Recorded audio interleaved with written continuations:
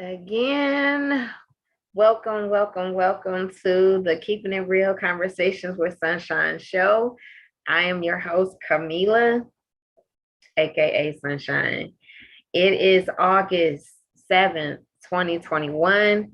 Again, I believe in 6 degrees of separation. You are one person away, one advice away, one help away from where you need to be in your destiny. And it's been proven over and over again. Also, if you want to be a sponsor to the show, please get in touch with me and I will do what needs to be done. Also, if you have not subscribed to the YouTube channel, please do so. It is Keeping It Real Conversations with Sunshine. Please like and share. We are live on Facebook right now. We are live on Groove Radio Detroit, and we are live on Spotify. So I am happy. One more guest for today, and I am just waiting for her to come on the show.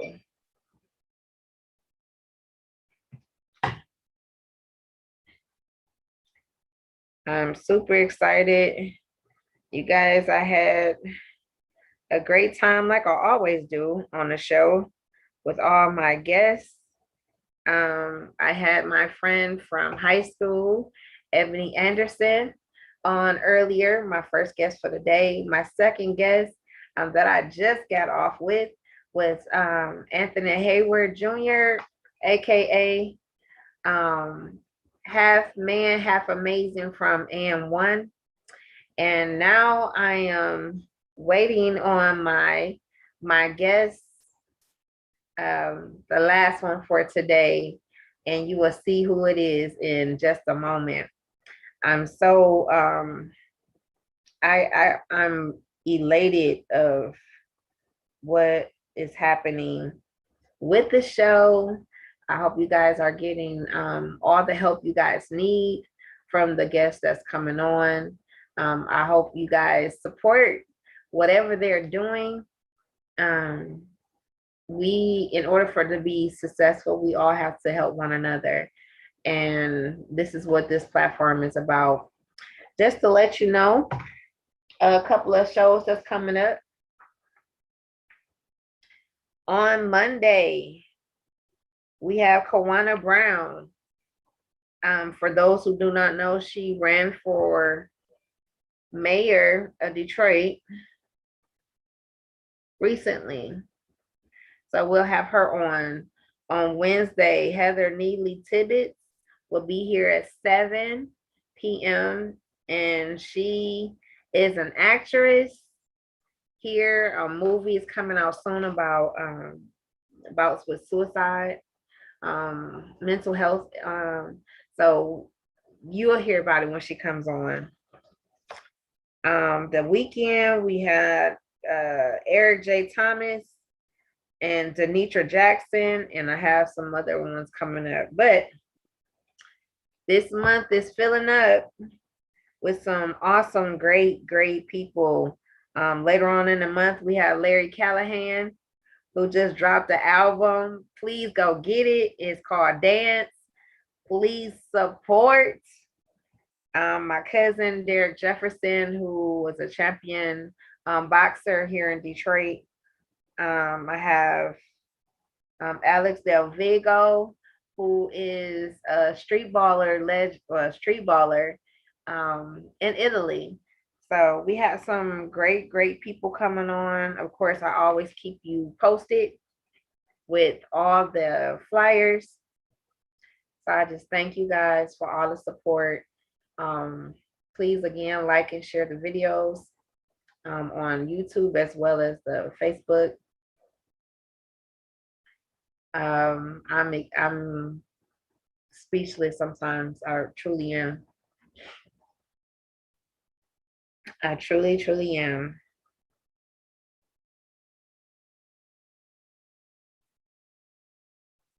I want to give a shout out to my cousin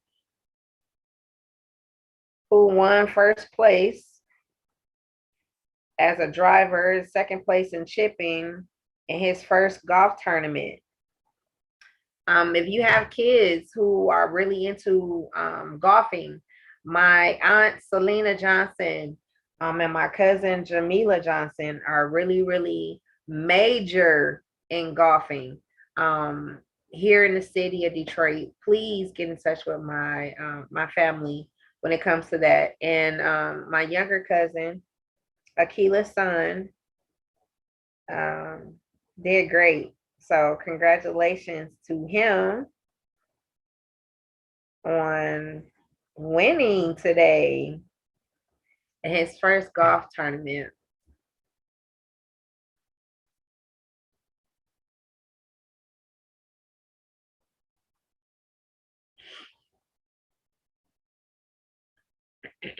So my guest will be on shortly.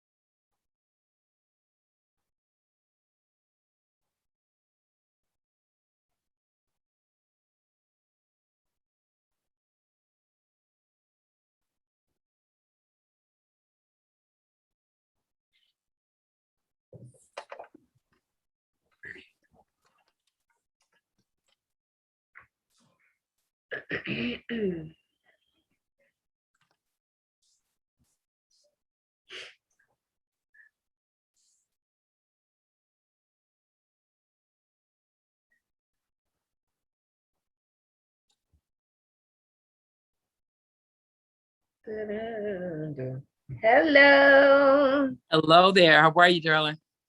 I am good. How are you? I'm super. I'm super.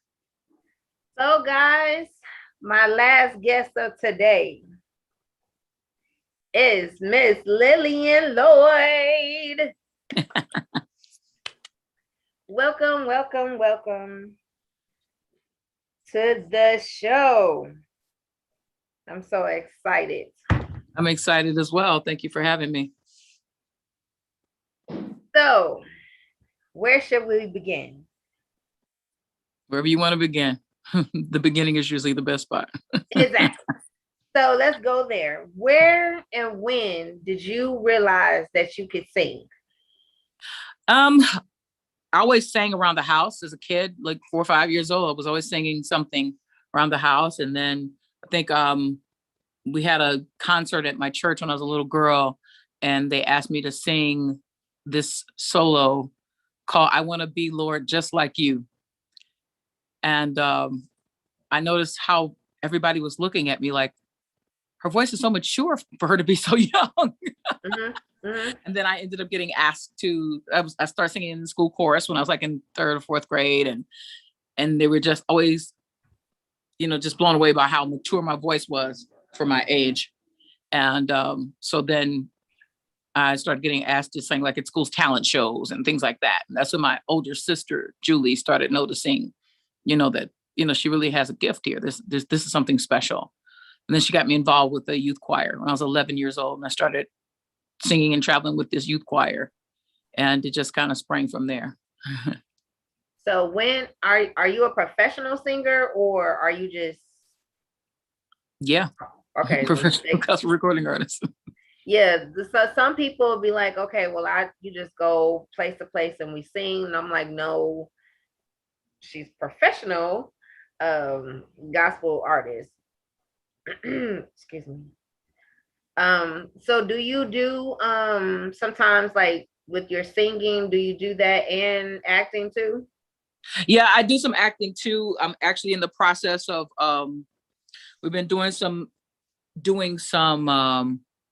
what they call sizzle reels and things of that nature in preparation for a project that's coming up with another major artist. I can't really give a whole lot of detail about that, but there's definitely some acting on the table as well. I did plays, gospel stage plays, and that sort of thing as well in my 20s and early 30s, but haven't So been doing with much of that. Haven't had being time to in do much of that yet.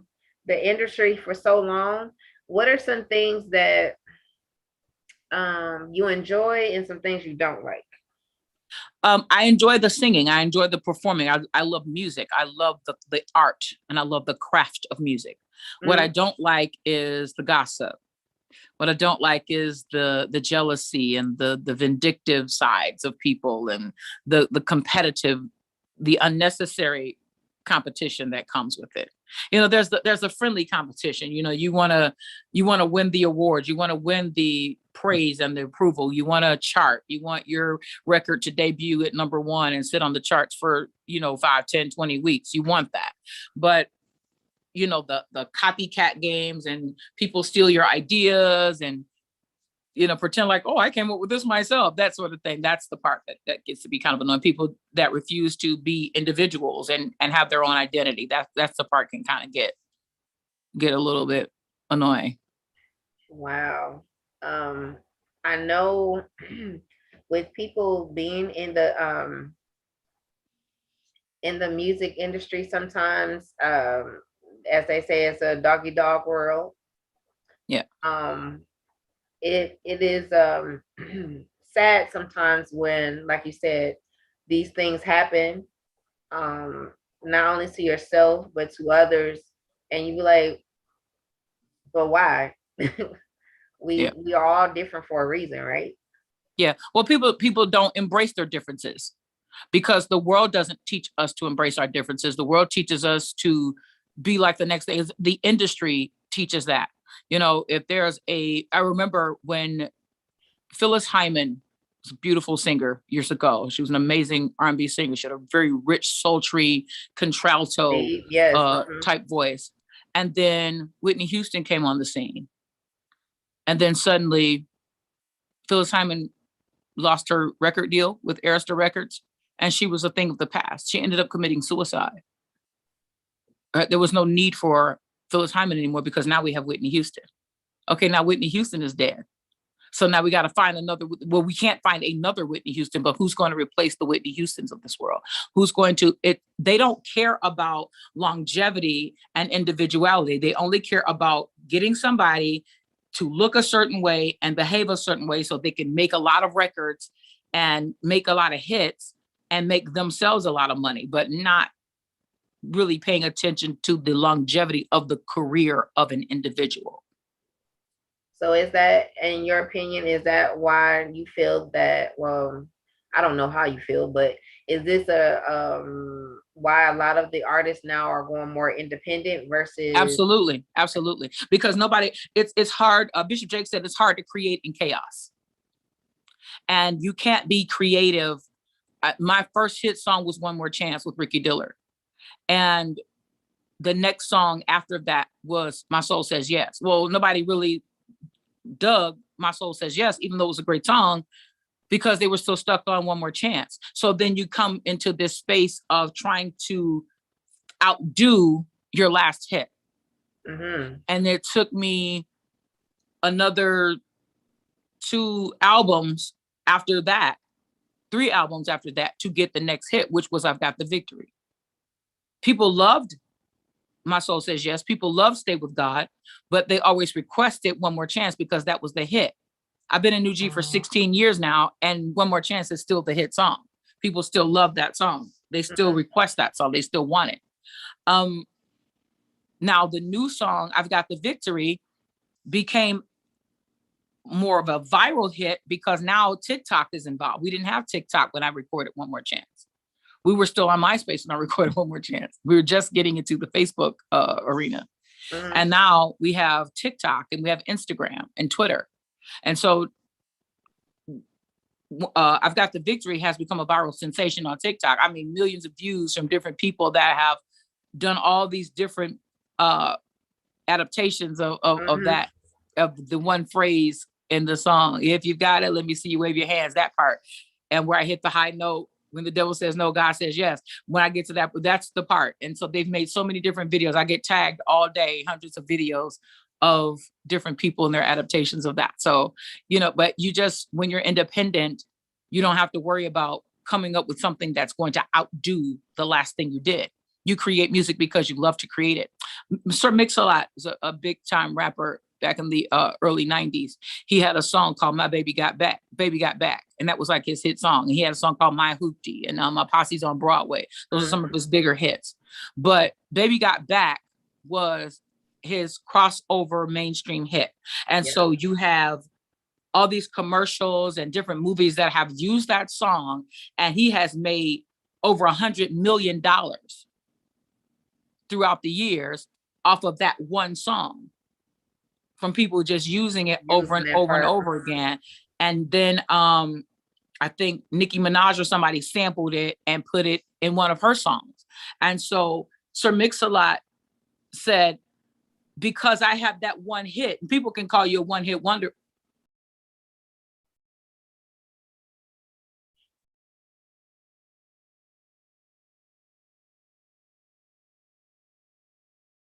Hold on, you guys.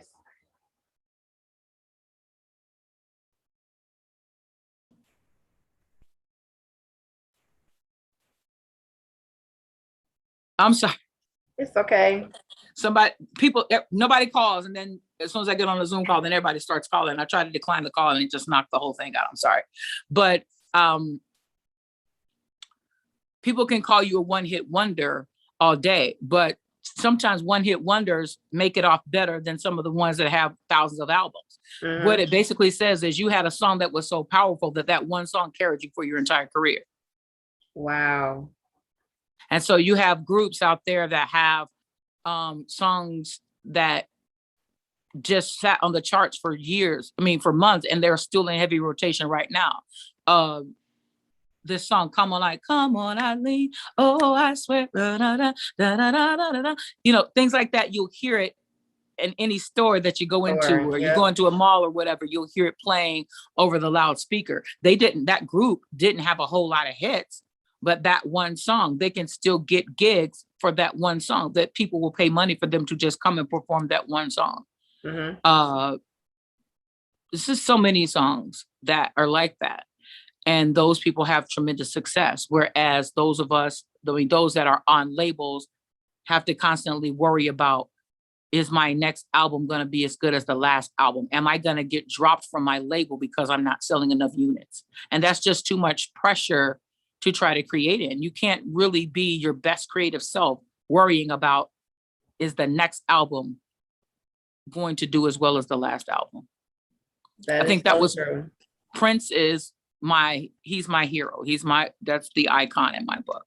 And I just watched him throughout his career, make all these great songs. But when Purple Rain came out, that became like the be all to end all as far as people were concerned, as far as the industry was concerned. And so now he has to spend the rest of his career trying to outdo the success of Purple Rain.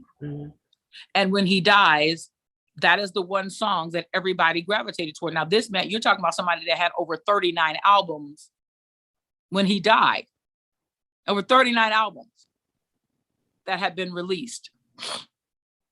But the one song that they used to sum up his career was Purple Rain. How do you overcome that? How do you outdo that? My brother, B. Slade, formerly known as Tone, another one that has over 39 or 40 albums. He has probably more than 40 albums out right now that are available on iTunes. And within his career, he created one song called Lord Make Me Over.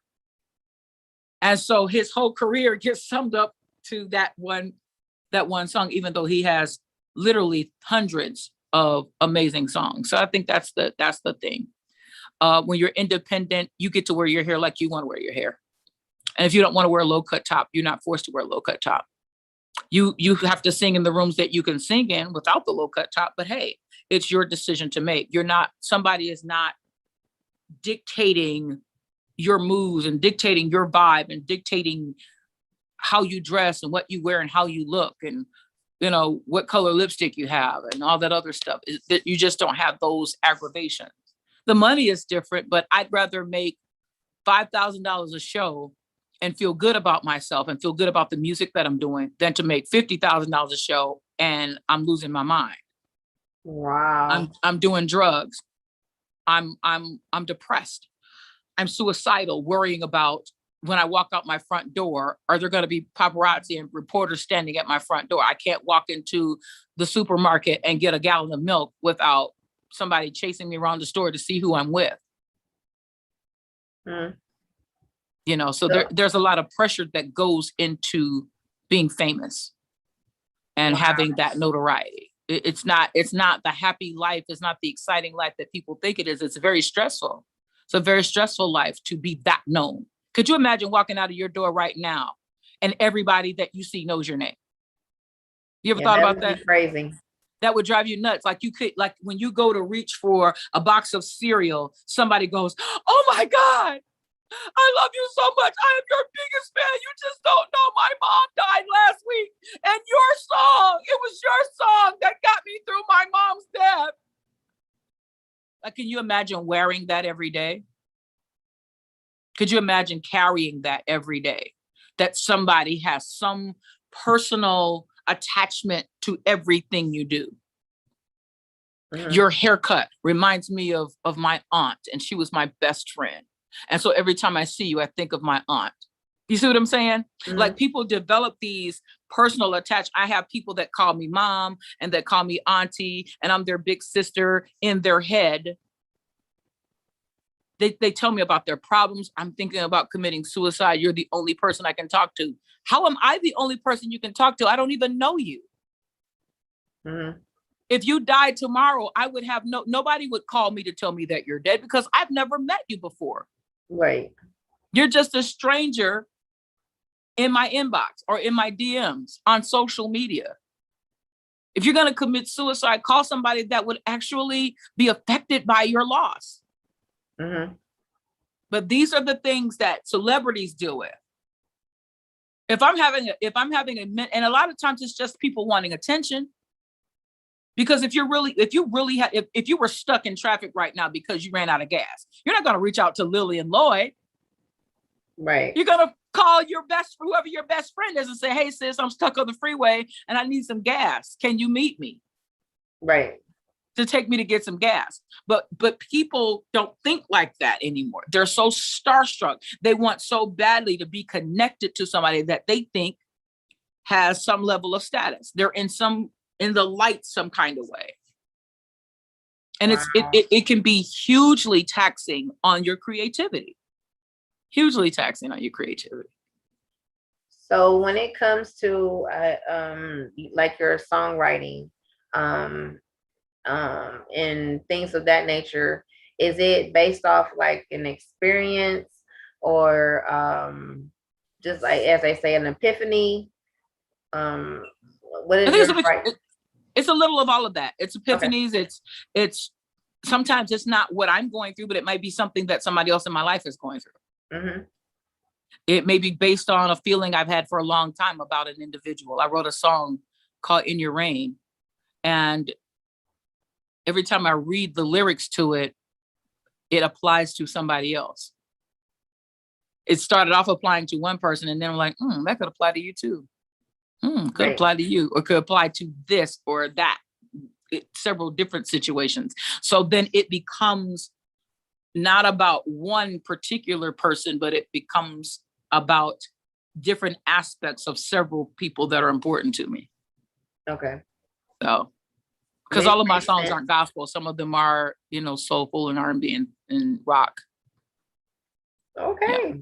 That's good because that was my next question. Like, because you've had, you sing, had hits with Ricky Dillard, and you know how the church folks are sometimes. They want to keep you in the box and keep you in the square. And Yeah. because you sing other genres of music, do you get the flack from, you need to make up your mind? Are you a gospel artist, or do you get Yeah. that sometimes? Well, you're going to have people that have that issue, but nobody really comes for me with that, because the reality is music is music, and I'm a singer, and I don't do, even though I sing gospel, I will never just categorize myself as a gospel singer, period. I'm open to all genres as long as I'm singing something I believe in. Okay. There was at one point when Arrested Development came out, the group Arrested Development, Take Me to Another Place, the song Tennessee, that they were made famous for the song Tennessee. At any rate, they were calling that life music. And that's exactly that, like, epitomizes the kind of music I sing. I sing life music. I sing music that is inspiring, it's motivational, it's funky, it's fun, it inspires, it's life. It's songs about life. It's songs that get you through your life. Absolutely. Yeah. I was how I came across you. Um, I think I was on Facebook or Instagram, one of them, and you were, I think, were you laying on the ground on the podium of the stage? I don't know what you saw. So yeah, tell me I'm what you trying to saw. think. I want to say you either was doing, you're bobbing your head like you're a rock star, Yeah. while you were singing, and I was like, who is this? She would be fun to talk to, because sometimes we get so caught up in, as they say, when we sing the tradition of standing still, flat footed, and you don't hardly move and all this stuff. And I was Yeah. like, man, she got super energy. Who is Yeah. she? And so I reached out, like, I would love to talk to you. Like, so where does this the inspiration to sing comes from? Like, some people have it where I sing because, as they say, I'm happy, or I sing because I'm free. Yeah. Where does that come from for you? Well, I am happy and I am free, so that's part of it. And I enjoy doing what naturally comes to me. Singing was just something that came to me naturally. It's not, I didn't go learn how to do it. It just came to me naturally. It's just like any other gift that a child picks up. Little boy taking or a little girl for that matter, taking two spoons and hitting them on a pan, or hitting them on a pot and tapping on things. And then you get them a drum set and they start tapping on drums. And then before you know it, you got Sheila E. on your hands, you know? So it's just, I believe that we are born with what we are destined to do in life. So I tell parents all the time, watch what your children do all the time, because that's who they're going to be, for better or for worse. Pay attention to what they're doing. I have a friend that told me that when he was a kid, he used to dig graves, and he would have funerals. He would set his little army men up or whatever, and he would be digging graves and putting the little stick figures or whatever in the graves. Wow. He's a mortician now. Wow. The funeral director. But he did that as a kid. He was always doing funerals. And it's like, as a parent, you look at them like, my kid has a really morbid, Who does that? morbid thoughts for my kids to be having. These little games are always centered around death or around funerals. Is that something I should be concerned about? No, not really. Kids are mortuary scientists. So that's an admirable profession. Not cheap. Yeah, and he's making a lot of money. He's doing very well. He's very successful. I saw somebody posted about every time the kid gets a doll, they're always taking the doll apart, taking the arms off and removing the eyes and things like that. And somebody says, "Oh, that kid's got to be a serial killer." I'm like, no, that kid might be a surgeon. You never know. Or taking the arm off one doll and putting it on the other doll, or taking the head off one doll and putting it on the other doll. Things like that. I'm like, children that think like that They have a different mind. They have a different way of processing thoughts. Mhm. And so that kid that you think might be a serial killer, which could end up being a serial, who knows? You know, maybe they have a weird fixation on the human body and weird thoughts about detaching body parts. But that could be, you know, a surgeon someday. A kid could be the one that has to amputate somebody's foot that has diabetes or something. You never know Mhm. what type of profession lies within your kid. So I tell parents all the time, whatever you see your kid doing, pay attention to it. And if it's a good thing, then invest in it. Wow. Invest in it. Pay attention to it. If they're dancing all the time, if they're in the mirror dancing and they're doing flips, pay attention. You know, you may have a professional dancer. You may have a gymnast on your hand. You might have the next Simone Biles on your hand. You just don't know. You have no idea who you have on your hands. And when you ignore that and you stifle it and say, oh, you need to be a nurse or you need to be a doctor, you need to be a lawyer, everybody can't be a doctor.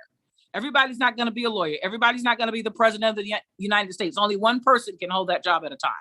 So you don't want to push your kid to try to be something that only a few people do. Mhm. That only a certain class of people. You don't want to limit your kid to that. Let them explore what is most natural to them. And your kid might be a carpenter. Your kid might be a chef. Your kid could be anything, but there is honor in all professions. Absolutely. As long as it's legal, Right. you know, there's honor in that. There's honor in work. So if your kid is the guy that is the bag handler at the airport, there's nothing wrong with that. Do you want your kid to just do a do nothing job for the rest of his or her life? No, but every child does not have the IQ to handle really technical jobs. The main thing is that the child is doing something that he can do, that he can earn a living doing, and something that makes him happy. Something that he or she can go home and feel good about himself and feel some sense of purpose and fulfillment every day. That's the main thing. Everybody's not going to be a star. Everybody's not going to be the top of this or the top of that. But you are the top because you're doing something that you can feel good about. So if you work at McDonald's and you go to work every day, you get to work on time, your uniform is clean, and you provide a service. We learned through this pandemic that McDonald's workers are essential workers. So they're not just throwing burgers out the window, but they're putting their lives in jeopardy to make sure that we eat every day, Exactly. especially in times of war, during an act of God, during a pandemic. See that the job at McDonald's hit a little different after this. Didn't seem like such a do nothing job when their lives are in jeopardy because they had to come to work during all of it. McDonald's was never closed No. through any of this. It was never closed. The dining rooms were closed, but those workers still had to show up in the midst of the pandemic. They had to, take some extra precautions, but they had to be out there on the front line, making sure that we eat. Our grocery stores, different people, different things, different jobs that we look down upon, depending on what your profession is. Some people look down on those jobs. Oh, get me my this, or pass me that, or can you give me that on that top shelf? And you look at that person as though they're not smart enough to do something else, when really that individual is essential. You need your essential workers in order to do your job. I fly planes to get back and forth to work. I wouldn't be safe in the airport if it wasn't for the custodians that keep that airport clean. They're cleaning up vomit. They're cleaning up blood. They're cleaning up all kinds of crap. Literally, in those airports, in those bathrooms. Kids get sick and puke on the floor. Somebody has to clean that up. That's somebody's mom that's cleaning up your kid's puke. That's somebody's dad cleaning up your kid's puke. But they keep that airport clean and sanitized and safe for us to be able to travel. People throw up on planes. Somebody's got to clean that up. So there's a lot that goes into creating an environment for us to go and do what we do. Right. And everybody's job is important. Everybody's job is important. So at a young age, maybe high school, did you know that you were, or did you have a dream that one day I would be a professional singer? Oh yes, I was when I was a kid, single digits. Before high school, way before high school. Single digits, I knew what I wanted to do. I knew Hmm. exactly what I wanted to do. I would Okay. have I would have my mom's vinyl records and my brother's vinyl records, and I would get my stuffed animals. And my dad had this big gold recliner, big chair, like lazy boy type chair. And I would sit in that chair. Of course, the chair seemed huge when I was a little kid. And I put all my dolls and my stuffed animals in the chair with me. And that was my tour bus. Wow. And I would have a tape recorder and a calculator. The calculator, I was using that to like add up how much money I owed my band, how much money I was going Wow. to pay. I would take pieces of paper and cut them into bills, and I would color them green, and I would cut out money, and that's why I paid my band. Wow. Now that's a good thought because Pieces of not newspaper. I would just cut things into like bill size, money, and I would have like maybe a real dollar bill on top of a wad of newspaper, and that was like I kept all this money so I could pay my band, pay my singers, pay my checks. And that's how I thought as a kid. And I was always like adding something up. I always had, how many do you need? How many? I was always saying that. How many do you need? Just three more? Okay, I got, who's got this? Who's got that? And I'm just, as a kid, it probably didn't make much sense to anybody walking in like, is she nuts? You know? I didn't know as a kid that they would even think Oh to yeah. even pay their band now. No, I'm looking at the story, listening to the story, like, okay, she used her stuffed animals to be the audience and this is that. And she's like, no, they're my band and they're Yeah. on tour with me. And Yeah, they're on so tour. We everybody gets paid. We make a lot of money, and we sit on the bus. I would make a peanut butter and jelly sandwich, and I get a glass of milk, and I get an apple, and I'd slice the sandwich up, and I would get an orange or an apple, whatever fruit we had in the house, because there's always some kind of fruit in the house, and I would cut it up into slices, and that was our food for the tour. I fed my band, wow, that fed my is singers. amazing. Wow. I'm trying to think as a kid. I was into sports then. I wasn't I did sing, I did act, but I was so focused on sports. I didn't really, do the arts. But in church, that's what they did with the kids. Your first Easter speech, your Yeah. getting in front of people, reciting speeches and singing in the choir and all of this stuff. But it wasn't. I'm like as a kid, um, playing with. I didn't play with dolls. It was more so. Remember the game Perfection, where you had it was a game where all these little shapes and you were on a timer. So you had to put the little pegs in the shape before the timer would go off and then all of Vaguely, I the kind of vaguely remember that. and then the pieces will pop out everywhere if you didn't get it in time. I remember the game. I don't remember it being called Perfection, but I remember that It game. was I remember that hearing one it. in Operation. Now I think I remember everybody Operation. You couldn't touch the sides. You had to remove the the different parts. But pieces and the body parts and stuff. mhm. I remember those type of games, but I don't remember like this is amazing. And I hope all the parents are listening to Ms. Lillian when it comes to watching the desires of your children. We'll see Yeah. what they're doing. And that might be the path that they go to. Now, I do remember writing a lot. And so my dad really had me into reading Hmm. and writing. Right. So eventually, English was my thing. And so now we're here, which English, communication, whatever you want to call it. I would have never thought in a million years that we would be here. So listening to you, it is tickling my funny bone about the tour bus. And now that you're here, this is what you do for a living, singing on tours, as well as, you know, with other professional singers as your profession. So I'm excited to get to sit down and talk to you about um, your vision coming to pass. Yep. And that you didn't miss it.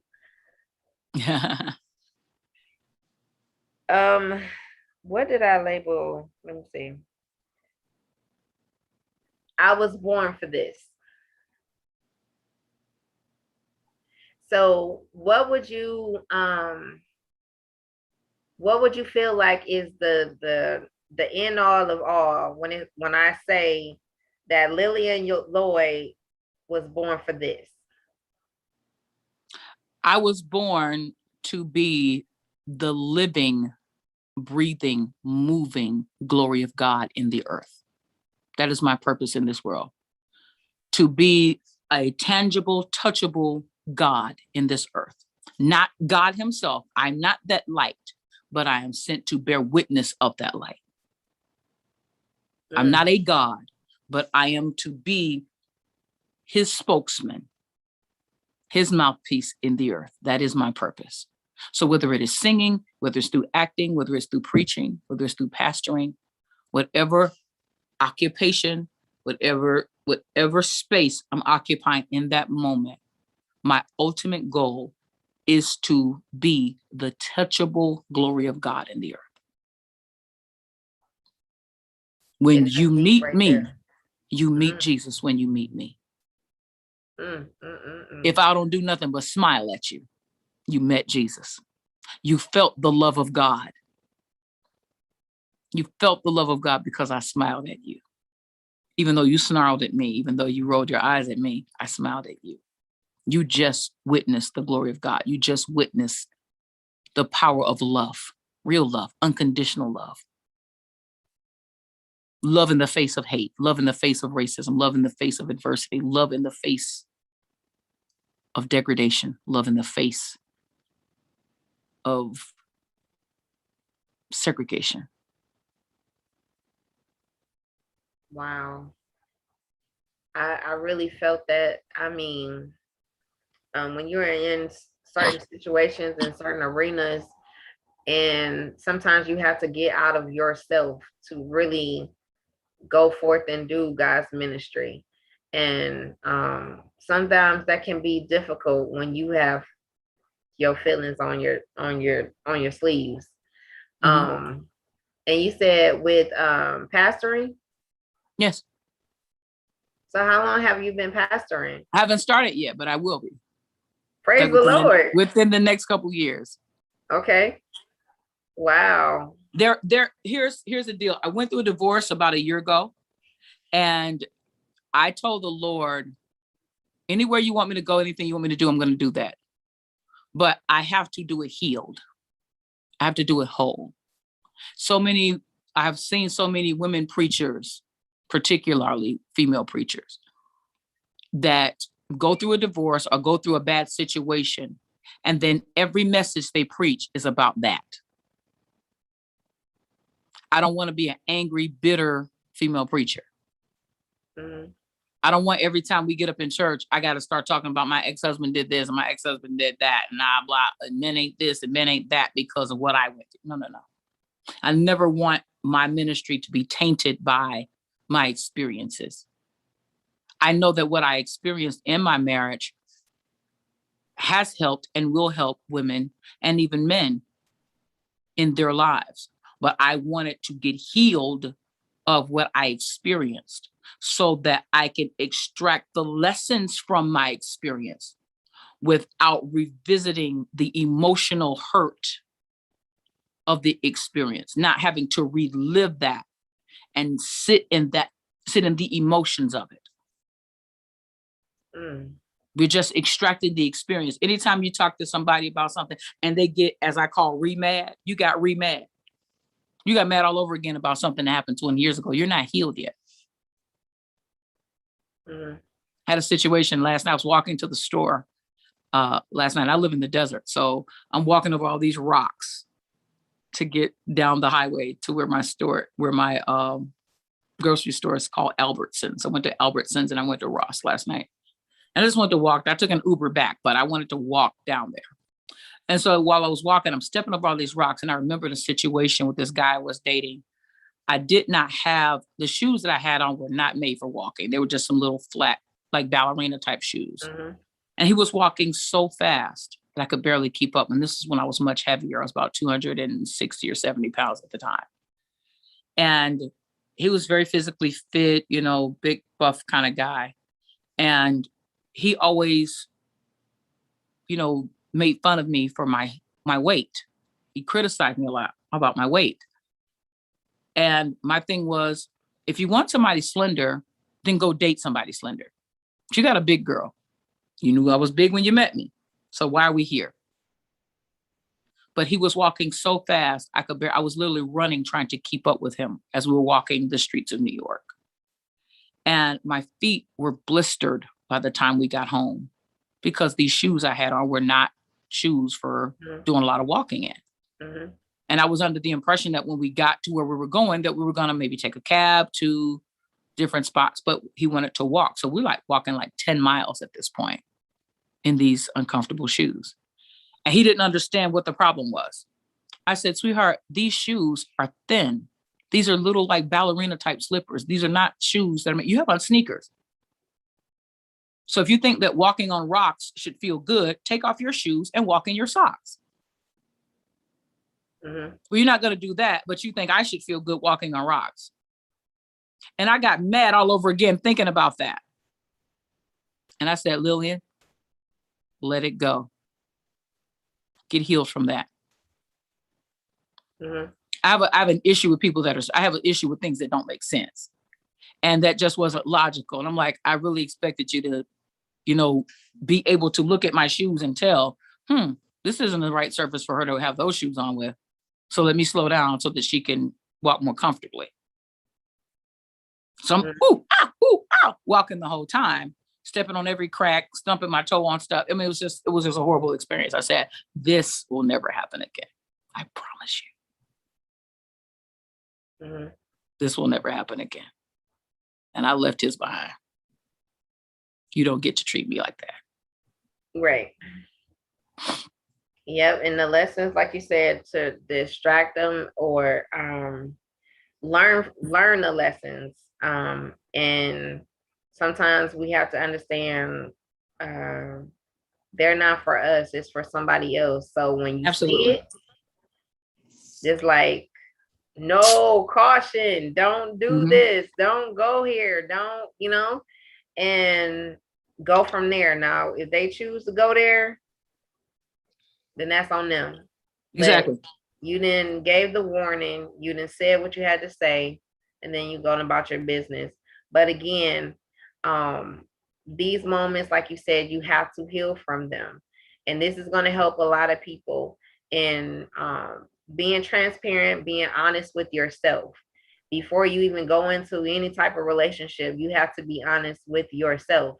No one knows you better than yourself.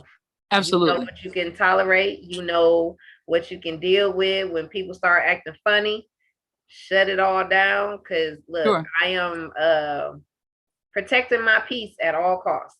Absolutely. And we say that a lot because it sounds good. It's a catchy phrase. I choose peace. I choose this. I choose that. But we really don't, because we keep going back. We keep going back to situations that bring chaos into our lives. We keep answering the phone. We keep having these conversations that it takes us weeks to recover from. Dr. Ronzel Pretlow is a friend of mine. He's a pastor out in Virginia. And he said something years ago that stuck with me. That was something he said to me years ago. He said, you have to weigh out the recovery time. Before you have a conversation with anybody, you got to weigh out the recovery time. How long is it going to take me to recover from this conversation? Wow. And if it's going to take you 2 weeks to get your mind back together after that conversation with that person, that is an individual you never need to have a conversation with. Lose their number, delete them, block them, whatever you have to do. But you don't need to be having conversations with that nut, because that person is going to take you back to a place where you don't want to be, a place that's unhappy, a place that is confused, a place that causes you to question your sanity, question your peace, question your purpose. And you don't want those kind of people in your life. You just don't. Somebody's always criticizing you and criticizing how you look and how you sound, how you dress and how you wear your hair. And I have had several people in my life like that. If you were my girl, I would change everything about you. I would change your hair. I would change this, and I would make you this, and I would make you that. I'm like, okay, well, good thing I'm not your girl. Right, exactly. Because the person that I'm going to be with is going to love me the way I am. They're going to love me the way I love me.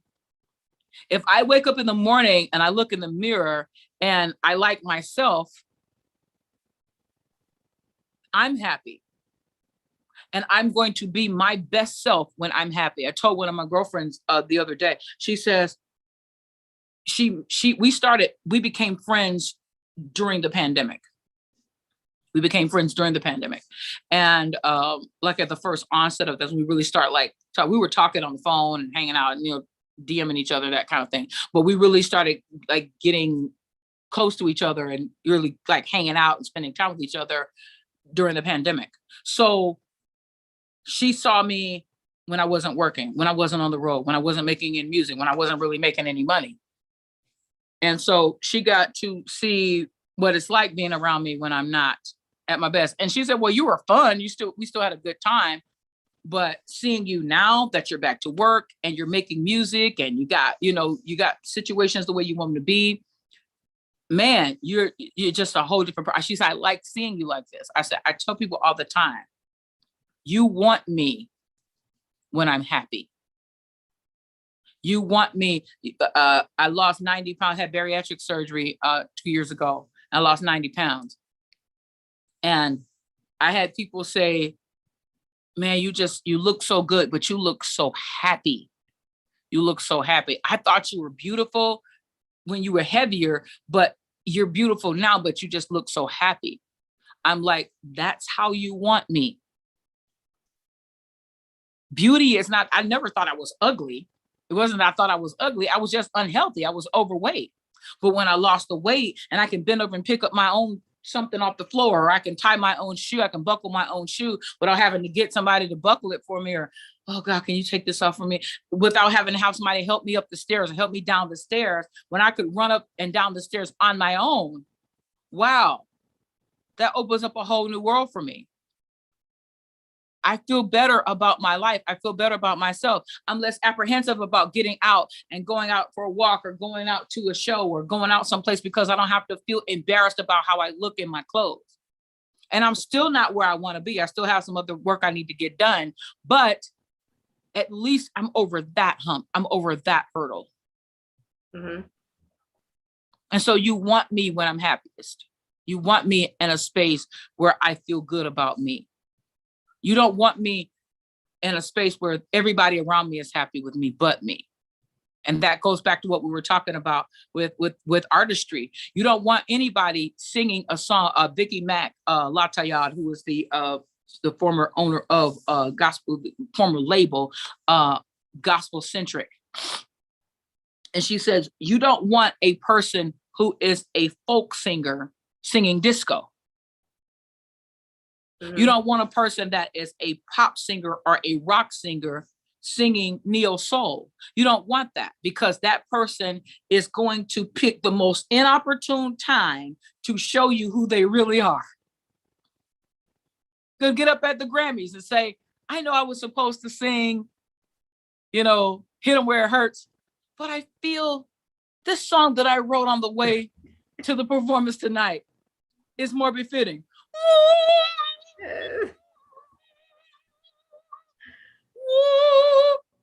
And everybody's like expecting the rock star and then get some jive ballad that you made up on the way to the concert because that's what you feel good about. But that's exactly what happens. It's kind of like in the movie Dreamgirls, where Jimmy Early was singing this ballad. I meant you no harm. I didn't mean to make you cry. And he's like, wait a minute, come on, I'm tired of singing all these sad songs. 1, 2, 3, 4. Bop, bop, bop, bop, bop, bop. Right. Like, Jimmy got soul. Jimmy got soul. S-O-U-L, soul. And he drops his pants. You should have seen the look on their face.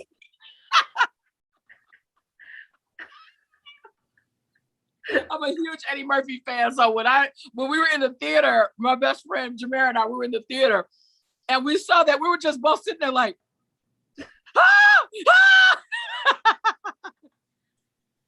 That was funny. They didn't see it coming.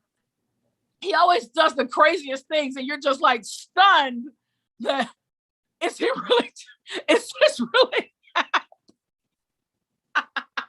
Yes. But that's exactly what happens when you try to force somebody to be something that they're not. They're going to show you who they really are. And so that's why I wouldn't allow, people try to, well, you should, what about something softer for you? Why don't we get you some ballads? And not my style. Can I sing ballads? Sure. Who's going to pay for it though? Who's going to pay to come hear me singing some soft little snoo-diddy doo-diddy song? Nobody's going to pay to hear me sing that crap.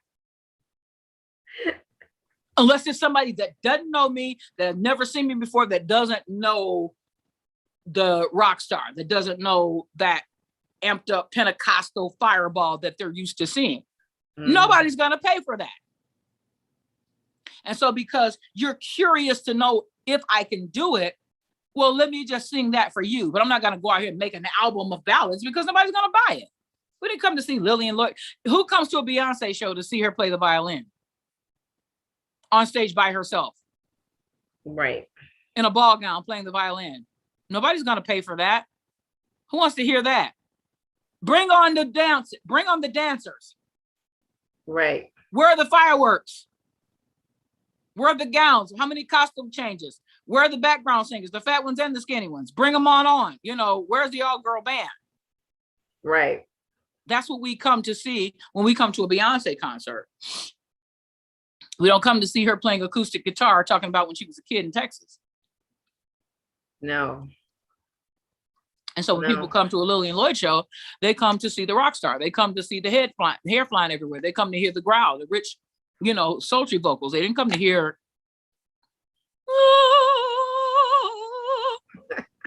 get out of here. Like I said, I think that's what I saw. You were doing your hair, and you was on the floor with the microphone singing, and you were just going for it. And I was like, who is that? Yeah. And so a lot of the people, I might not know offhand who they are. It's just something that grasped my attention at the time. And I was like, I just want to know who are you? Yeah. You grabbed my attention. And now that we're here, it's like, oh, so she sings everything. Yeah. Oh, now I know that this was something that God has given her as a kid. And it's all ministry. Absolutely. Whatever she's doing, whatever genre, whatever song at the time, is still ministry. Absolutely. So I enjoy what I do, and I'm looking for ways to do it bigger and broader and take it further as far as I can go. I want to go. I want to go all over the world doing this and sharing this sound and sharing this feeling and this vibe, this energy with everybody. I hired a new guitarist, and I met him at Wiley College about 3 years ago. And when I saw him, I was instantly enamored. I was instantly blown away because guitar is my favorite instrument. And I was just so taken by him. I say, he's the one. It's like when you meet somebody and you fall in love. It's like love at first sight. And you go, wow, he's the one. And that's exactly what happened in that moment. I'm like, that's the missing piece to my puzzle. This is the one I've been looking for. He's the one that can help me bring this more the rock edge to the sound that I've been trying to do. My brother B Slade had written some songs for me, and they had that rock edge, but I'm like, I need a guitar player. I need somebody that can help me, because you've written the songs, but you can't go on tour with me because you're an artist yourself.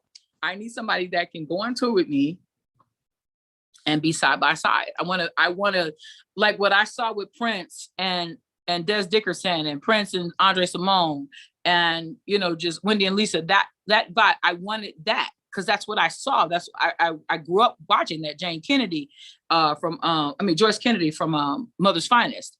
You know, those are the groups I grew up watching. Parliament Funkadelic, just seeing all these musicians on stage.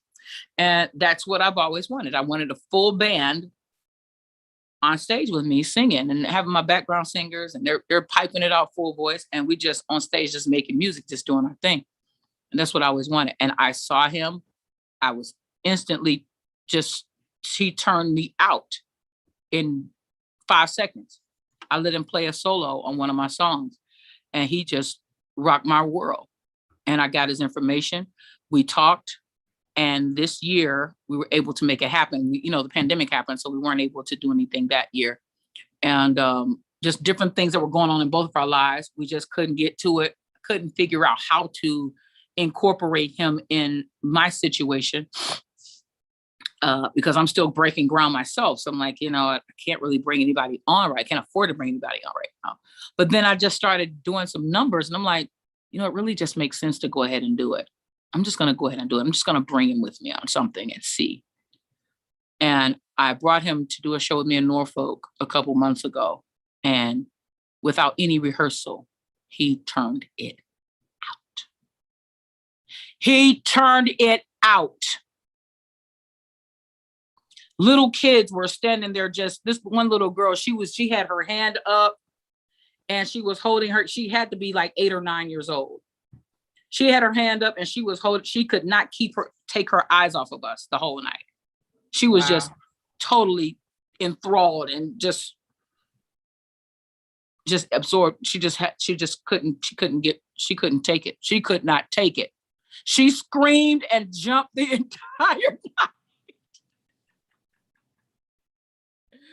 She screamed and cut up her whole set. I say, I need this little baby with me everywhere I go. So we got to our final song. I called her up to dance with me on the single we're getting ready to release. He's actually headed here on Tuesday, so we can get in the studio and start laying vocals for that track. Wow. Called Champions. And I've heard a lot of great guitar players, but he's a rock and roll guitar player. And that's what I needed. I wanted that rock edge. I didn't want jingling. I want round. And he brought the round. I was like, you're the one. You're the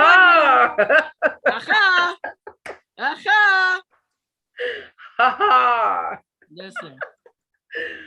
Oh, God. So I am super excited. I've been running around here like a chicken with my head cut off, trying to get things in order because we're getting ready to get on the road after we leave. As we get done in the studio, we're getting on the road. We're getting flying out to New York. And then from there, we're going to Atlanta to do a photo shoot for the CD cover. And then we have to go to Chicago. We're going to play Chicago. After Chicago, we go to North Carolina, then to Miami, Macon, Georgia, and then Boston.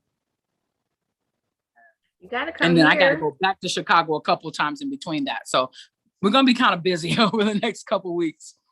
But you got to come here. Yeah. You're in Detroit, right? We are planning, I live in Vegas, but I, as you can tell, I still have a 313 number. So I lived in Detroit for years. My family's still there. But my cousin, who is my bishop, he has a church there. And so we're going to put together a show. I want to do it before the end of the year. We're going to put together a show in Detroit. So just not Eric Lloyd, or is it? Eric Lloyd, that's my cousin. You related to me? I went to elementary school with Eric. Wow. Back in the day. Macomb Elementary on Evanston. Yep. That's him. That's crazy. Yeah, he's pastoring now. He's been married for they just celebrated 27 years, I believe. It's been a while. All his kids are grown. They're getting ready to get, two of his sons are looking at getting married, I think now. I think the second eldest son, he's dating a girl. They're going steady, and she's working at the church with him. He's the minister of music at the church. And all his kids are doing well. They're doing well. They're in school or getting ready to graduate. They're doing good. They're all doing good. Wow. Yeah. Even his youngest son and his girlfriend are getting ready to get married. They're doing really good. Small world. Mm-hmm. Isn't that something? Absolutely. Let's see, what time is it? I know it's getting late, and I tell you, an hour goes past when you are having fun. So I know you have other things you have to do. Oh, but yeah. Let me know when you head this way. Absolutely. Absolutely. I will get with him, see what something I could do, I could help, whatever. Just let me know. I'll be keeping my ears to the ground about you. Absolutely. And I'll keep you posted, keep you in the loop. We got each other's information, so let's stay connected. Absolutely. Stay connected, definitely. I'm in and out of Detroit all the time too, so. Okay. Yeah. Let me know. Yep. So I'm always. Miss Lloyd. Yeah. I enjoyed you. I have learned a lot about you today. Thank you for having me. I'm super excited. And of course, I bless you on your endeavors. Thank you. And continue to let God use you in whatever arena, however he wants to build out that voice of yours to the people so they can be delivered, set free, however God used, long as he's using you. Absolutely. I appreciate that. And same to you. Much success to you and all your endeavors. Thank you so much. Keep having the conversations because somebody needs it. You never know who's listening. Whether you got 5 people listening or 500 people listening, somebody's listening. So keep having conversations. Keep having these conversations with different people. Meet people and talk to them, because some of the greatest lessons you will ever learn in life will be, you'll learn it from somebody who nobody would ever hear from under normal circumstances. It could be the guy next door. It could be the lady down the street. That is one thing I learned. And I'm actually getting ready to go live on my Instagram after I get off of here with you, because our conversation sparked a couple of different ideas. And this is one of them.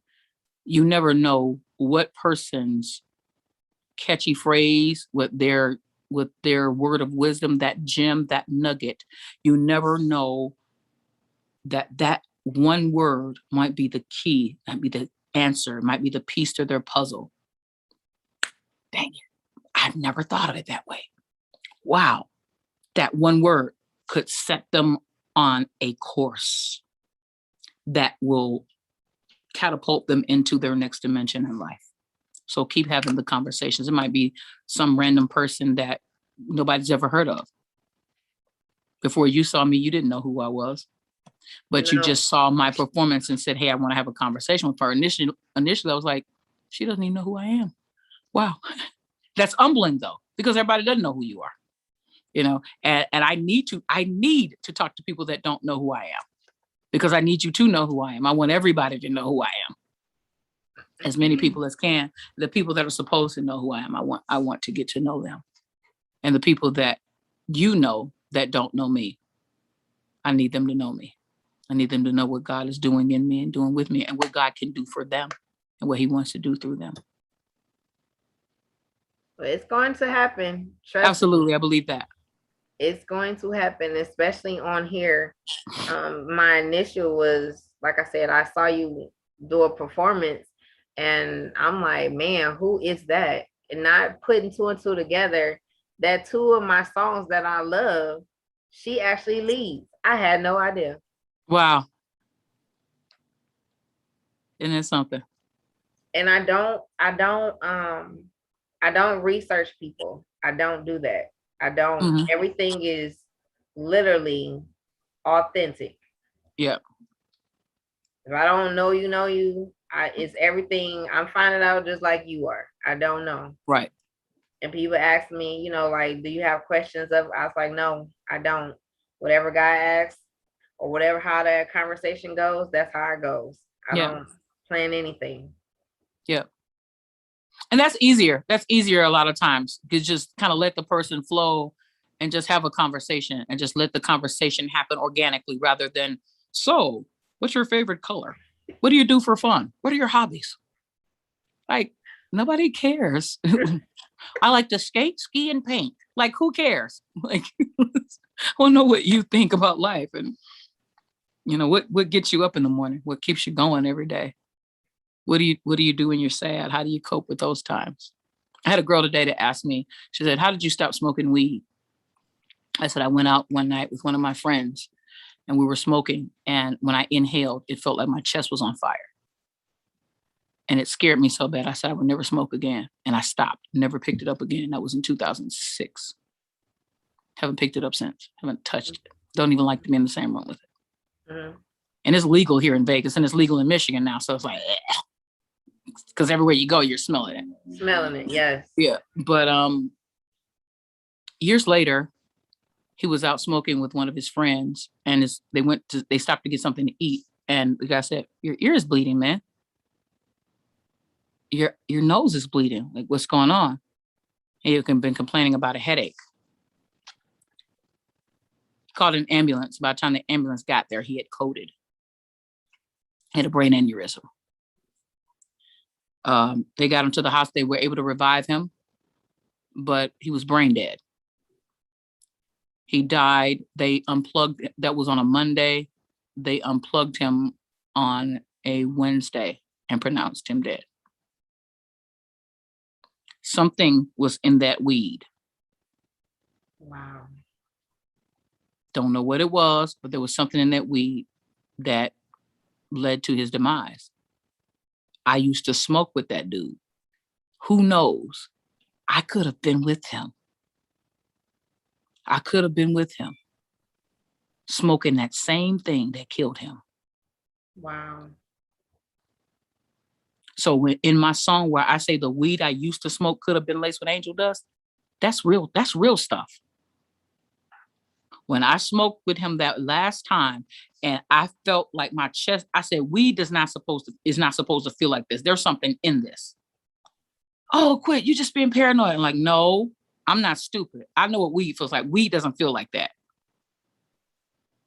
When you inhale and it feels like you're inhaling gasoline and battery acid, that's not supposed to feel like that.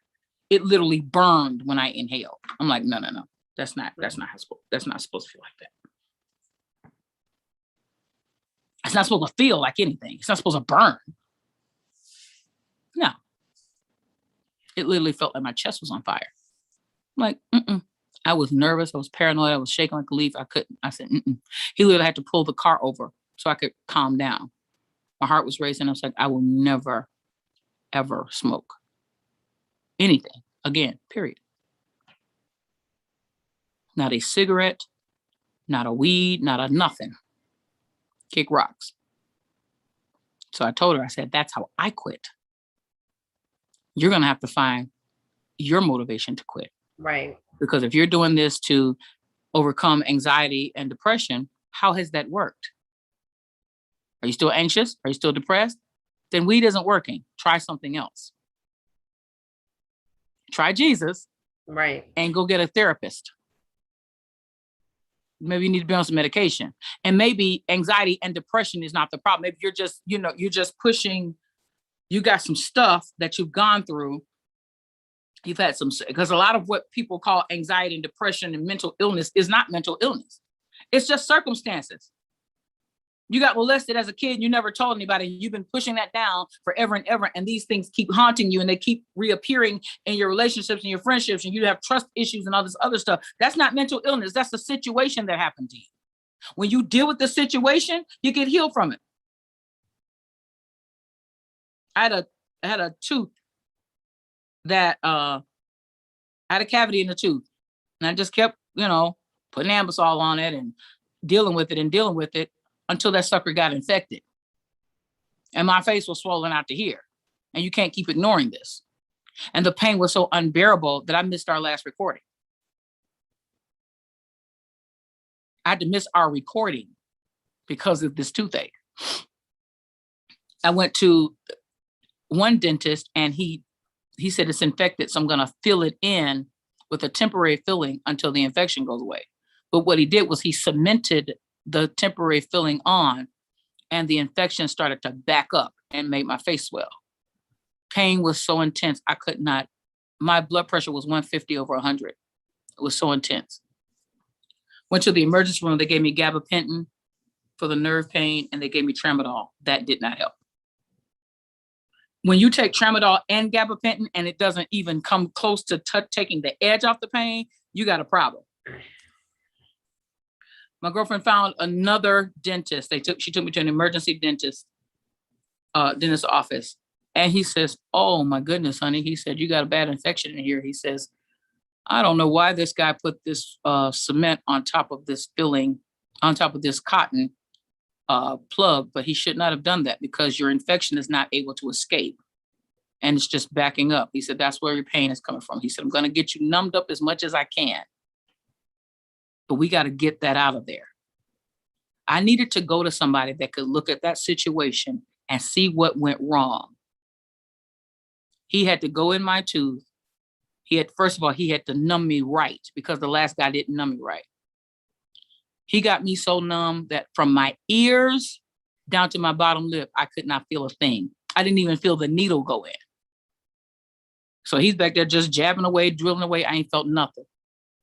I've been in pain for 4 straight days, just excruciating, mind-numbing, stabbing, keep you up all night, banging my head against the wall. Lord, take me now. I want to die kind of pain. Right. You know how toothache feels. Well, multiply your worst toothache times 10, and that's what I was feeling. But it took the right doctor that knew what nerve to hit to shut it all down. He went right to the spot. And in a matter of seconds, the pain stopped. And it was like I felt all the blood that had been rushing to my head, like it just started to just finally can go to sleep. I was laying there on the table going, "Thank you, Jesus. Oh, thank you, God. You're so good. Thank you, Jesus. Oh, God, I thank you, Lord. Hallelujah." I mean, it was terrible. So when he got in there, he said, "I got to get this out." He said, "You're going to hear a lot of drilling." He said, "I'm sorry, honey. He just kept apologizing. "I'm so sorry. I'm sorry you're feeling this. I'm so sorry. I'm going to help you as best I can." He had to go in there and drill so much of it out and then open that area up so the and stuff was gushing out of this place. We had to open it up to allow the infection to drain out some. Pressure started to go down in my face. He said, "Now I'm going to pack it with cotton, but I'm not going to put any cement on it. You're going to have to take this cotton out periodically and swish your mouth out with peroxide and warm water, and then put the cotton back in. And as you take the antibiotics, put me on a stronger antibiotic, it's going to heal up, and then we can come back and then finish the root canal." He said, "But you may end up losing this tooth because I don't think there's going to be enough of your tooth left to put a crown on it." So when I got back to the dentist a couple days ago, the other dentist said, "There's not enough of this tooth left to try to salvage it." He said, "We're going to have to go ahead and extract it. But we're going to create a bridge so you don't have a missing, missing tooth right there." So this tooth right here, they had to pull this one. But man, when they pull that tooth out, that solved the problem. You can keep trying to medicate something and put Ambisol on it and keep rubbing stuff on it and taking pills. You're not doing anything but making it worse. Worse, yep. Every time you brush your teeth, every time you bite on something, more and more of that tooth is chipping away. It's breaking away. It's breaking away. It's breaking away. The tooth is getting worse and worse. And now it's so bad, it can't even be repaired. We got to just pull it out. And that's what happens in our lives. External circumstances keep chipping away at who we are. And if we keep allowing it, if we don't get control of it, if we don't grab the wheel and say, somebody else is going to have to fix this. I'm going to go have to see somebody that specializes in this. Weed ain't nothing but Ambisol. Weed ain't nothing but tramadol. Takes care of the situation temporarily, but the issue, the cause is still there. That cavity is the problem. Either fill it in or pluck out the tooth, but you are not going to get relief until you address the real problem. Well, that's a word right there. Hopefully, I tell you what, I feel better right now. I bet you do. It's a little itchy because it just happened the other day. So it's still a little itchy because the hole is closing up. Yeah. And so I have to get some, I got this Dr. Tishner's. It's like this really, really strong mouthwash. And so after you brush, you have to kind of swish with that. You have to dilute it because that stuff is like super duper concentrated. But you swish with that and that just kind of soothes it and kind of helps with the healing process a little. But it's better. It's healing now. When you get to it, when you get to the heart of what's wrong, the healing process can be a little itchy, but that lets you know that it's actually happening. It's healing, yes. The healing is happening. It's itchy, it stings a little bit, but it's healing. And so when it itches, you know it's healing. Mm-hmm. You get a cut on your arm, if it starts itching, that's just all those little nerve endings and those little enzymes and all those little chemicals inside your body rushing to that area to repair it. And a little scab forms on it. And after a while, it dries out and you can peel the scab off and you got a whole new layer of skin right there. And after a while, you'll be able to look at that. You won't even see a mark anymore. Absolutely. And sometimes you have certain scars, some things like this right here. I had chicken pox when I was a kid. I don't know if you can see this little mark right here on my hand. It left that little dot because that was a bad one. It was a big bad one. And I scratched like so crazy. But it healed, but it left a mark. But guess what? I can look at it. I see the mark, but it doesn't hurt anymore. Absolutely. It doesn't itch. It's a reminder of something that happened, but I don't have to revisit it emotionally because it's over now. It's healed now. It's healed now. We got to decide to be healed, honey. You got to decide that you want to be healed for real. And when you make the decision and start doing the work to get healed, one day you're going to look up at a situation that brought you so much grief and so much pain and so much trauma, and it won't hurt anymore. And you will be able to go to somebody else and say, honey, I remember when that happened to me, but guess what? Let me tell you what I did. Let me tell you what helped me. And then they'll try it.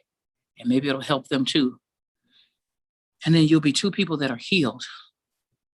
You can talk about how good it feels to be healed and not how bad it feels to be hurt. Absolutely. Absolutely. Let's get healed. Let's get whole. Let's get free so we can enjoy our relationships. So we can enjoy our friendships. So we can stop getting on everybody's nerves. Stop being a jerk. Stop being a problem. Stop being a handful. I know I'm a lot to deal with. Okay, well, let's talk about the fact that you're a lot to deal with. The fact that you know that you're a lot to deal with. Let's talk about that. Why aren't you doing something about that? Why do you like being a lot to deal with? Have you noticed that nobody wants to be around you? How is it working for you to be a lot to deal with? I know I'm a handful. And you think that's a badge of honor? You think that's something to brag about, that you're a handful? Right. You're too old to be a handful, sweetheart. People do not have to deal with you. Everybody's got their own stuff. And nobody has time to deal with you and your stuff. So what you got to do is decide, I don't want to be a handful anymore. I want people to enjoy my company. I want to be a pleasant surprise when I arrive. I don't want to be a dreaded reality. Oh, God. here she comes. Oh, I don't want people saying that when they see me. When my friends see me, they go, oh my God. Not because I'm famous, because I'm friendly. I'm fun. People like being around me. My friends, when they get to that door, when they get ready to leave my house, they are crying or they're about to cry. They cry when they get in the car because they hate leaving me. You know why? Because I make them feel good. They have a good time when they're around me. I'm fun. I can cook. My house is comfortable. There's no chaos in here. Absolutely. It smells good. It's going to be fixed up the way you like it. You're going to be comfortable while you're here. You're going to feel like you're at home. You're not going to feel like, oh God, I can't wait till she leaves. I don't treat people like that. I invited you to my home and I'm going to treat you like crap when you get here. No. You'll have a good time while you're here. You're going to feel great while you're here. And you can't wait to get back. Honey, I will be back. Trust me. As soon as I get some off time, I'm coming back here. You are crazy. We're going to go out to eat. I'm going to take you to all my favorite restaurants. We're going to go on the strip. We're going to walk around. We're going to go hear some music. We're going to have fun. You're going to feel great when you leave. And you might have to do some crying while you're here. You might have to do some shedding of some tears. You might have to have some prayer time and some counseling time while you're here. But you're going to feel better when you leave. I might have to fuss at you a little bit because you're being silly and extra. But we're going to deal with you. We're going to talk to you about you. We're going to get to the heart of why you're acting out. But after we get through that, you're going to love how you feel when you go home. And that's how it should be. We're too grown to be playing these stupid games. I'm a handful. Amen. You can't keep a relationship because you don't know how to talk to somebody. People always got to guess how you feeling. And they, you can't let nothing go. You just got to always keep bringing and revisiting drama and revisiting nonsense and bringing up old stuff and bringing up dumb stuff. Who wants to deal with that?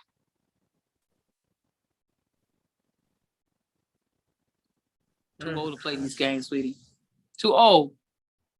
45 years old. I don't have time to be fussing with nobody every time I see them. Exactly. I don't either. So there's that.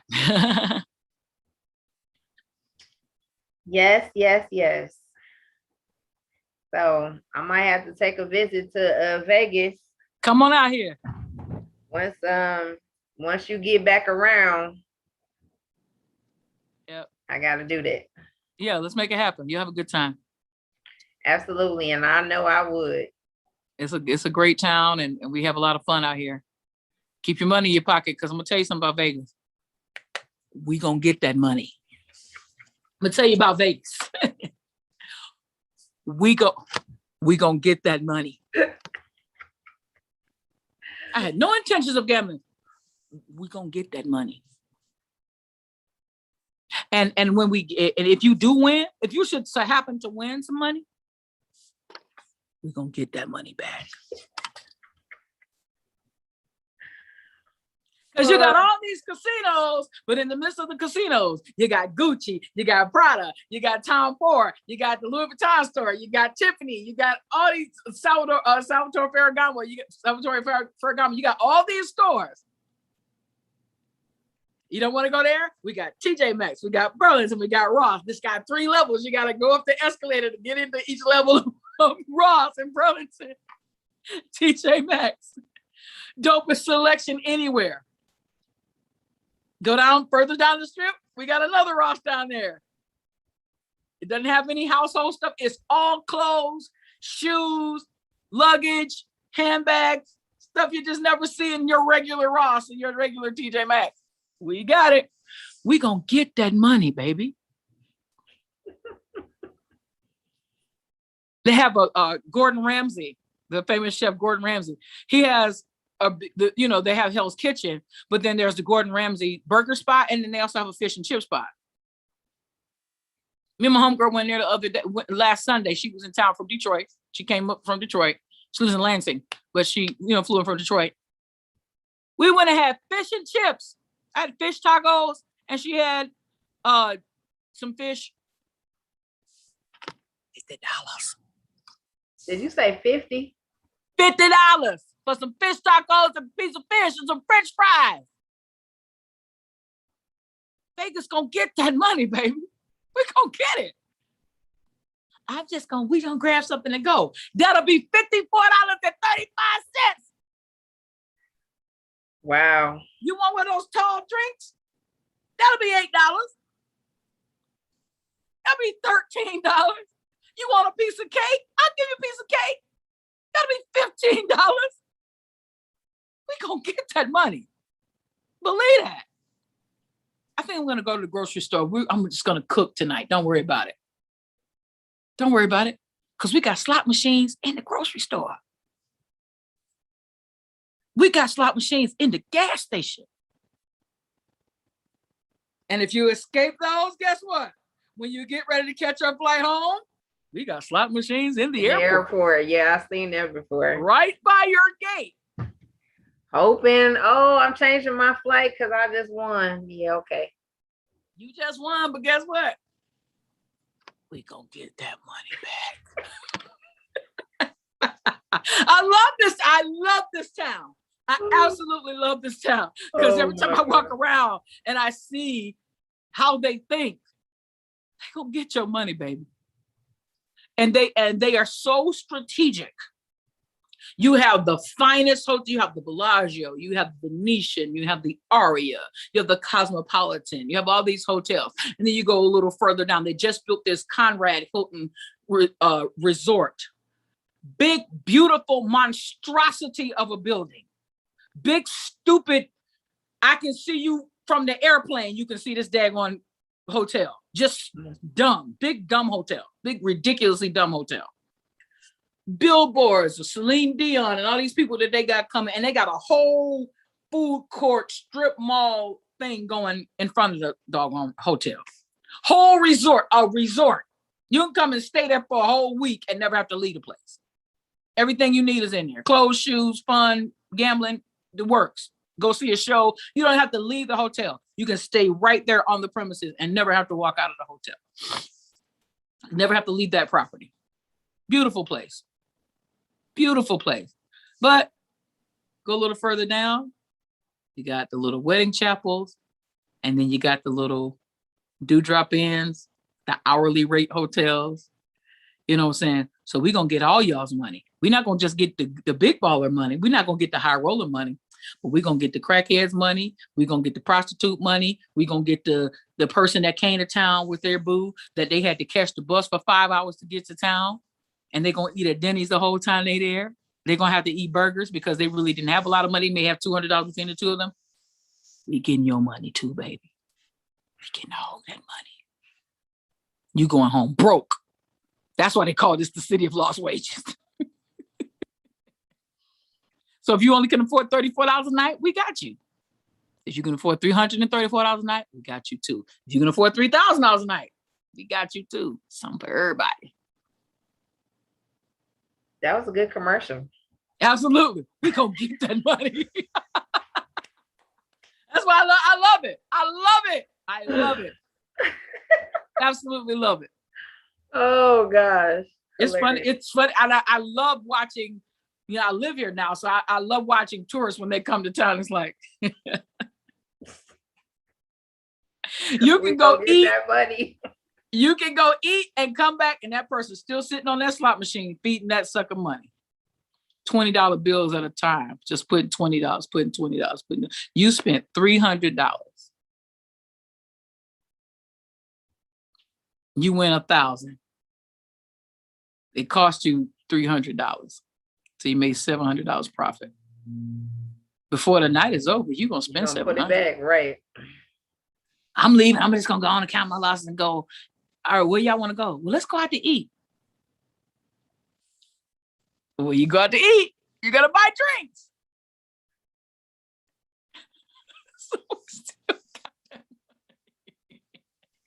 That's crazy. Well, I understand the commercial. I heard it now. So just be prepared. You'll be all right if you're with me because I'm like, don't buy that. Girl, don't buy that. You know, I keep you safe. Praise the Lord. Praise the Lord for his safety. Absolutely. $20 is my limit. Once I lose that 20, that's it. I'm done. Wow. Well, you done made me hungry now. Thank you. Now I gotta go get me a hamburger. Or something. I gotta go spend some money. Exactly. Detroit is tricky too. Now you go down to Motor City and MGM and all that, they gonna get that money too. I ain't going.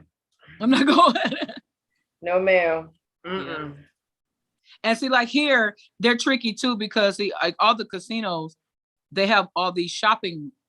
They got a whole shopping area. There's like a whole mall inside each casino. So after you win, you get, especially people that aren't used to having money. That's who they play on. They prey on people that, oh my God, I want $1,000. Somebody that's never had $1,000 in their hand at one time. So you're gonna go in the store and you're gonna see this shiny jacket for $200. You're gonna buy that shiny jacket because you never had a shiny jacket before. You never had a leather jacket with studs and rhinestones all over it. And they got these lights that they shine on it to make it look more sparkly than it actually is. Now you get outside and it's like, where does that's not as sparkly as I thought it was. There's no fluorescent lighting in here. That's why there's no fluorescent lighting at your house. That's why it doesn't sparkle like you thought it did in the store. My goodness, hilarious. Yeah. Well, I don't know when I come and I'm in the ark of safety. Yeah, I got you. I'm gonna put that out there. I'm in the ark of safety. Right. So, Miss Lloyd. Yes, Miss Camilla. I need to go eat now. You done made me hungry. Yep. I'm gonna find something in here. I'm gonna find something in here, something healthy. Yes, it has to be healthy. Yeah. I don't know what I'm going to eat, but you definitely made me hungry. Thanks so much. Absolutely. I've enjoyed talking to you, darling. Let's do it again. When the single comes out, let's do it again. Absolutely. All right, my love. Love you. Love Talk you too, to you darling. soon. Okay, hon. All right. Bye-bye. Bye.